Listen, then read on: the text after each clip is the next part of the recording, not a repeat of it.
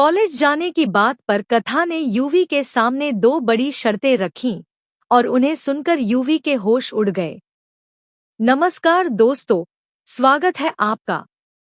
आज हम बात करेंगे सीरियल कभी नीम नीम कभी शहद शहद के अपकमिंग ट्रैक की, जो दर्शकों के लिए बेहद खास और रोमांचक होने वाला है। कहानी में इस बार ऐसा मोड़ आएगा जो पूरे घर का माहौल बदलकर रख देगा। ट्रैक की शुरुआत होगी कथा के डिस्चार्ज होने के बाद। यूवी कथा को घर लेकर आएगा और पूरे परिवार के सामने एक बड़ा ऐलान करेगा। यूवी साफ कहेगा कि अब कथा को अपने करियर और पढ़ाई के फैसले खुद लेने का पूरा हक है। चाहे पढ़ाई हो या बाहर जाकर काम करना, उसे कोई नहीं रोकेगा। यह सुनकर पूरा परिवार चौंक जाएगा।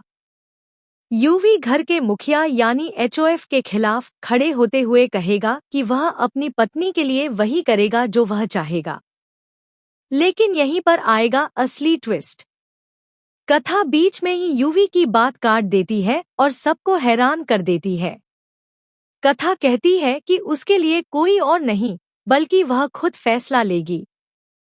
चाहे यूवी हो या परिवार का कोई भी सदस्य, किसी को उसके फैसले का अधिकार नहीं है।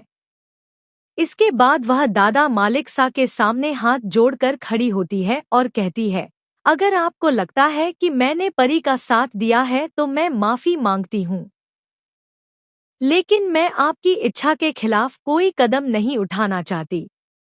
हाँ, मैं पढ़ाई भी करना चाहती हूँ और बाहर जाकर काम भी, लेकिन यह सब मैं आपकी इच्छा और सम्मान के साथ करना चाहती हूँ। इसके बाद यूवी दोबारा कथा से कहता है कि उसे किसी से पूछने की जरूरत नहीं है, वह बाहर जाकर काम कर सकती है। लेकिन इसी मौके पर कथा अपनी दो बड़ी शर्तें रखती है, जिन्हें सुनकर यूवी के होश उड़ जाते हैं। पहली शर्त यह होती है कि यूवी अब से दादा मालिक सा को एचओएफ नहीं, बल्कि सम्मानपूर्वक दादाजी कहकर बुलाएगा। यह बात सुनकर ईश्वर चंद्र समेत पूरा परिवार हक्का बक्का रह जाएगा, क्योंकि यूवी ने आज तक उन्हें दादाजी कहकर नहीं बुलाया था। दूसरी शर्त यह होती है कि परिवार का हर सदस्य दादू मालिक सा को वह इज्जत और सम्मान देगा जिसके वह सच्चे अधिकारी हैं।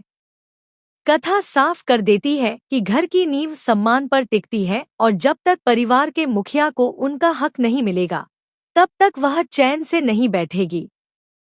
दोस्तों, यही पल बेहद इमोशनल होने वाला है। पहली बार यूवी अपने